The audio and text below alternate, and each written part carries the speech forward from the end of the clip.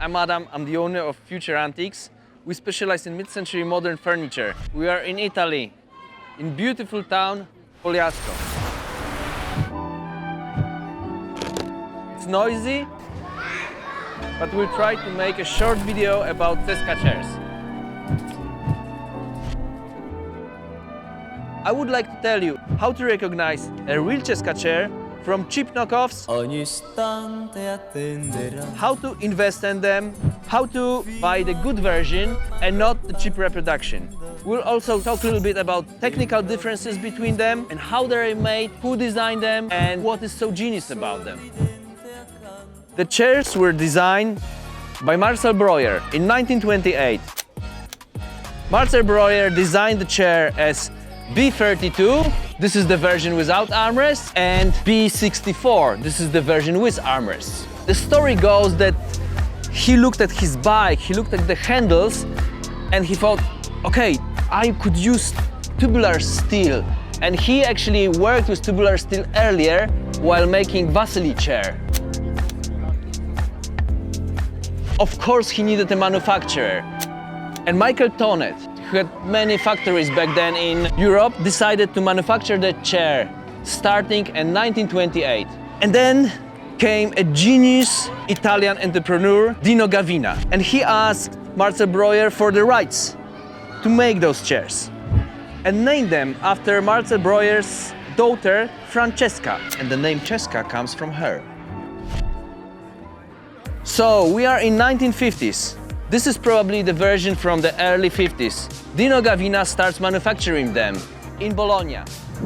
Once he enters the market with such a great chair in the 60s, many local manufacturers think, okay, this is a great chair, we can do the same.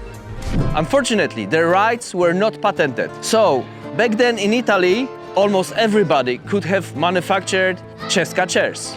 We came to Italy to look for the Italian chairs that were manufactured from the 50s. So first and the most important, I'll try to tell you the differences between original one and not original, but also made in Italy.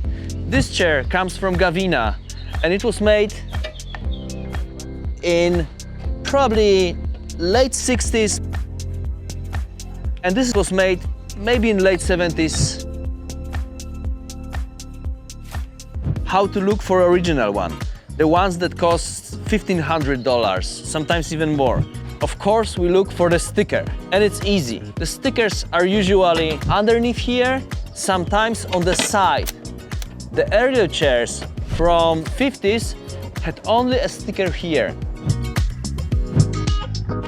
And somebody will ask me, okay, is it all about the stickers? Well, it's not. It's about proportions and how the chairs were made. What does it mean that it was made by Gavina? Well, it means that there was somebody behind them thinking about how to make them well.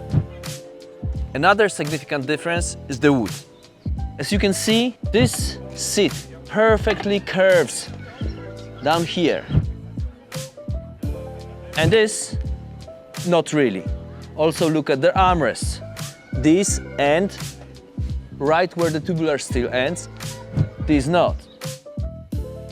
Another difference, look at the caning. Here you have handmade caning. This seat is loose, I'll show you. It's stitched, hand woven all around. And if you look in here, it's not.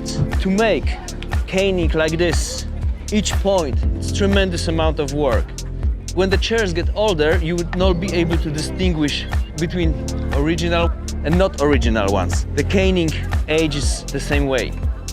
Another difference, the shape. Above all, the proportions. Also look in the back, how the screws are sunk in.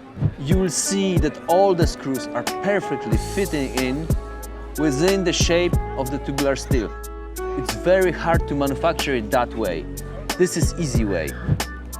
The tubular steel is here flattened, and here is perfectly within the shape of the frame. So that would be Gavina, that would not be Gavina. For more information, visit our website futureantiques.eu.